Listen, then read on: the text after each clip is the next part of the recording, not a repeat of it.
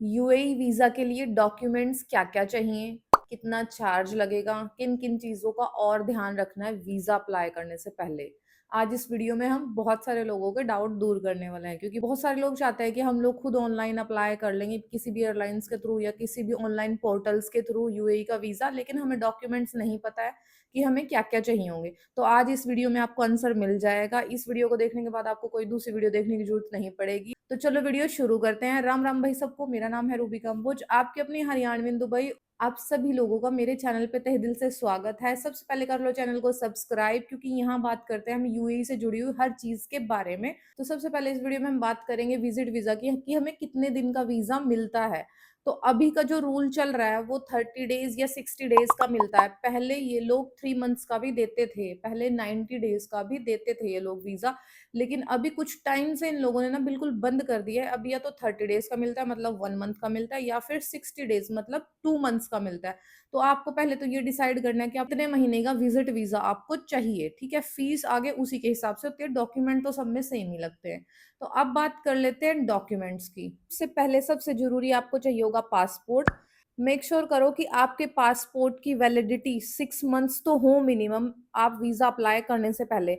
मतलब जैसे ही आप वीज़ा अप्लाई कर रहे हो, सपोज़ जून में कर रहे हो आप वीज़ा अप्लाई, तो दिसंबर तक आपका पासपोर्ट जो है वो वैलिड हो, मतलब 6 मंथ्स होने चाहिए।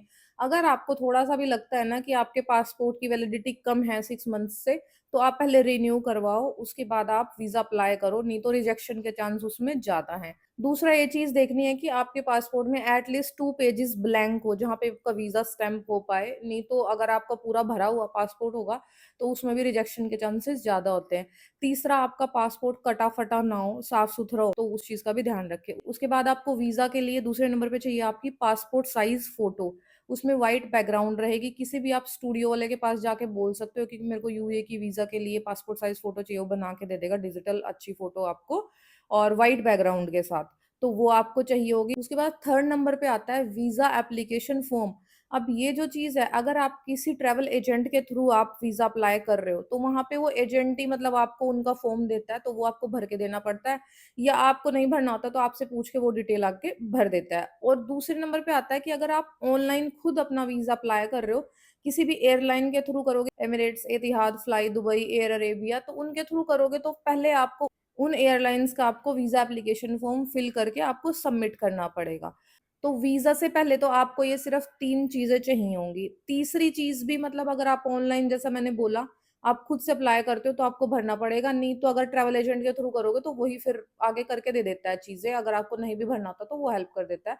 मेन आपका पासपोर्ट और पासपोर्ट साइज़ आपको फ़ोटो चाहिए। और अगर यूएई के विज़िट वीज़ा के प्रोसेस की मैं बात करूँ तो ये 5 से लेके 7 डेज़ में आ जाता है आपका यूजुअली। उसके बाद आती है बात जब आपका वीज़ा आ जाता है, जब आप अपना ट्रैवल प्लान करते हो कि भई मुझे इस डेट को फ्लाई करना है।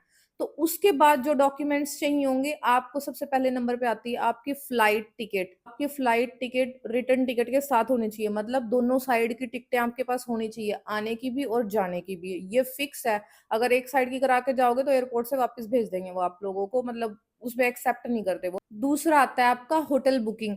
या तो आप होटल में रुक रहे हो तो आप होटल की बुकिंग दिखाओगे। अगर आप किसी रिलेटिव के पास, किसी फ्रेंड के पास, किसी जानने वाले के पास, जिसके भी पास आप लोग रुक रहे हो, तो उसके घर का टेनेंसी कॉन्ट्रैक्ट, इजारी भी बोलते हैं इसको, टेनेंसी कॉन्ट्रैक्ट भी बोलते हैं। तो यहाँ के गवर्नमेंट का अप्रूव्ड पेपर होता है भाई कि हाँ, ये घर उसके नाम पे है, मतलब 1 साल के लिए, जैसे साल भर का कॉन्ट्रैक्ट यहाँ पे घरों का होता है, तो वो आपके पास होना चाहिए दिखाने के लिए। अगर आप होटल में स्टे कर रहे हो तो होटल बुकिंग के पेपर तो ऑटोमेटिकली जब आप बुक करते हो होटल, तो आपके पास आ जाती है बुकिंग की डिटेल, तो कोई प्रॉब्लम नहीं है। लेकिन अगर किसी रिलेटिव के पास रुकोगे तो ये चीज़ मेक श्योर कर लेना, नहीं तो प्रॉब्लम आएगी भाई। आजकल बहुत सेंसिटिव मामला चल रहा है ये, मतलब यूएई वीज़ा का भी, ठीक है? तो ये चीज़ बहुत ध्यान रखना। अगर आप किसी रिलेटिव के पास रुकोगे तो उसके इज़ारी के पेपर या उसका टेनेंसी कॉन्ट्रैक्ट आपके पास होना चाहिए, उसकी कॉपी। और दूसरा, उसके पासपोर्ट की कॉपी, उसके एमिरेट्स आईडी की कॉपी, एमिरेट्स आईडी मतलब जो यहाँ का रेजिडेंसी कार्ड होता है आपका, उसके वीज़ा की कॉपी, ये तीनों कॉपीज़ भी मेक श्योर करो कि आप रख ही लो, क्योंकि एयरपोर्ट पे कब वो क्या माँग ले ये चीज़ आपको भी नहीं पता है, और उस चीज़ में थोड़ा-सा रिस्क रहता है, क्योंकि भई एयरपोर्ट पे नहीं वो लोग मानते कि भई आपका कौन क्या रिश्तेदार वहाँ पे रह रहा है। तो हमें मेक श्योर करना है, हमें उनको मतलब अपनी चीज़ें पक्की करके रखनी है पहले से ही कि हमारे पास ये सारे प्रूफ्स हैं, हम लोग यहाँ पे रुकेंगे। और एक जो मेन चीज़ ध्यान रखने वाली बात है, जितने दिन का आपका स्टे होगा, उसी के हिसाब से आपकी एयर टिकट होनी चाहिए, रिटर्न टिकट। ये सपोज़ आप दुबई में 10 दिन रुक रहे हो, तो 10 दिन के बाद आपकी रिटर्न टिकट है, तो 10 दिन का ट्रैवल अरेंजमेंट आपको मतलब जहाँ पे आप रुकोगे, स्टे का जो अरेंजमेंट है आपका, वो आपको दिखाना पड़ेगा होटल का या जहाँ भी आप रुक रहे हो, वो चीज़ दिखानी पड़ेगी। अगर आपने होटल दिखाया 2 दिन का और आपने रिटर्न टिकट करा रखी है 10 दिन के बाद की, उसमें भी गड़बड़ है, वो फिर नहीं माना जाएगा, फिर दिक्कत आएगी। उसके बाद जो चीज़ आती है, भई अब ये चीज़ पहले नहीं थी, लेकिन अब इन्होंने ये रूल लागू कर दिया कुछ टाइम से कि आपको फंड्स भी दिखाने पड़ेंगे। यूएई में आप विज़िट वीज़ा के लिए भी आ रहे हो, तो आपको फंड्स दिखाने पड़ते हैं कि आप सर्वाइव कैसे करोगे, मतलब आपके पास अरेंजमेंट है।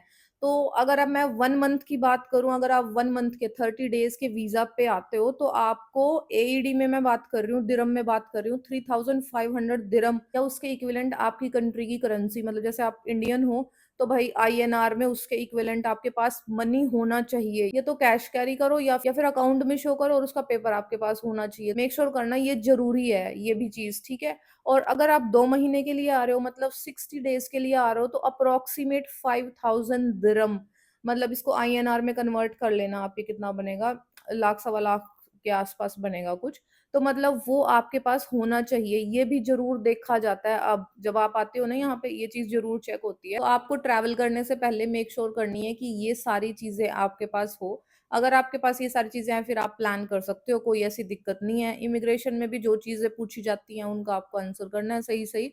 आप किस पर्पज़ से आ रहे हो, कैसे आ रहे हो या क्या है। अगर थोड़ा-सा भी एयरपोर्ट पे डाउट लगता है ना, इमिग्रेशन में डाउट लगता है, तो ये लोग आजकल बहुत कॉम्प्लिकेशन कर रहे हैं भाई, बहुत केस हम लोग सुन रहे हैं कि यहाँ दुबई में यूएई तक आ गए हैं लोग, यूएई से उनको डिपोर्ट कर दिया गया और रीज़न भी कोई ख़ास, मतलब ऐसे कुछ समझ नहीं आता कि भई क्या रीज़न है। तो मेक श्योर करो आपकी हर चीज़ प्रॉपर हो। और एक चीज़ का और जो ध्यान रखने वाली चीज़ है, जब भी आप आओ ऐसे विज़िट वीज़ा के लिए, तो अपने बैग-वैग भी ना ट्राई करो मिनिमम से ही रखो, है ना? बहुत ज़्यादा मतलब बैग भर-भर के मत लेके आओ कि भई आप तो बस शिफ्ट ही हो रहे हो यहाँ पे। यहाँ पे हर चीज़ अवेलेबल है, हर चीज़। साउथ इंडियन, नॉर्थ इंडियन, कुछ भी चाहिए आपको हर चीज़ मिलती है। यहाँ पे इंडियन ग्रोसरी स्टोर है, वेज, प्योर वेज आपको खाना मिल जाएगा। जो लोग नॉन वेज खाते हैं उनके लिए तो मतलब सोने पे सुहागा है, उनके लिए तो यहाँ से अच्छी कोई जगह ही नहीं है। तो मतलब हर चीज़ अवेलेबल है यहाँ पे, ऐसी कोई टेंशन वाली बात नहीं है। तो आपको इन सब चीज़ों का ध्यान रखना है आने से पहले। अब बात करते हैं इसके चार्जेज़ की, तो मेरे हिसाब से किसी के भी चार्जेज़ ऐसे कोई फिक्स नहीं है कि भई अगर मैं बोलूँ कि 100 दिरहम लग रहे हैं, तो अगले वाला भी आपसे 100 लेगा, यहाँ भी आपके 100, इसमें कोई चार्जेज़ ऐसे फिक्स नहीं होते। डिपेंड है आपके ट्रैवल एजेंट के ऊपर या ऑनलाइन किस पोर्टल से आप बुक कर रहे हो। लेकिन अप्रॉक्सिमेट चार्ज मैं बता देती हूँ, जो कि यहाँ लगता है, मतलब जहाँ से हम कराते हैं चीज़ें, तो जो वो चार्ज करता है मैं उसके अकॉर्डिंग आपको बता दूँ। तो अगर आप 1 मंथ का वीज़ा लेते हो, तो वो यहाँ अप्रॉक्सिमेट 350 दिरहम, 350 दिरहम। अब आप इसको इंडियन करेंसी में मल्टीप्लाई कर लेना कितना बन रहा है ये। इतने दिरहम लगते हैं 1 महीने के वीज़ा के। हो सकता है आपका ट्रैवल एजेंट 20-50 ज़्यादा ले, 20-50 कम ले, वो डिपेंड करता है। अगेन अप्रॉक्सिमेट मैं आपको बता रही हूँ। 2 महीने के वीज़ा के लगते हैं 550 दिरहम, 550 दिरहम। अब आप इसको आईएनआर में कन्वर्ट करके देख लेना, ये इंडियन करेंसी में कितना वो बन रहा है। अगेन मैं दोबारा भी यही चीज़ बोलूँगी कि डिपेंड है आपके ट्रैवल एजेंट के ऊपर, 20-50 ज़्यादा चार्ज करता है, कोई कम चार्ज करता है। अगर ऑनलाइन भी जैसे कुछ लोग मेक माई ट्रिप से लेते हैं, मुसाफिर डॉट कॉम से लेते हैं, वहाँ पे प्राइस थोड़े कम पड़ जाते हैं, है ना? तो डिपेंड है, आप कंपेयर कर लो हर जगह से। पर जो जैसे हम लोग यहाँ पे रह रहे हैं अभी यूएई में, अगर हमें किसी का वीज़ा करवाना होता है, तो जिस टूर ट्रैवल वाले से मैं करवाती हूँ, वो बेसिकली ये चार्ज लेता है। तो इस वजह से मैं आपको ये चार्जेस बता रही हूँ। तो ये थी पूरी डिटेल यूएई विज़िट वीज़ा से रिलेटेड। आई होप ये वीडियो आपको अच्छी और यूज़फुल लगी होगी। कमेंट ज़रूर करना। वीडियो को शेयर करो उन लोगों के साथ जो इस चीज़ के लिए ट्राई कर रहे हैं। वीडियो को लाइक कर दो, चैनल को सब्सक्राइब कर दो। मिलते हैं नेक्स्ट वीडियो में, तब तक जय राम जी की।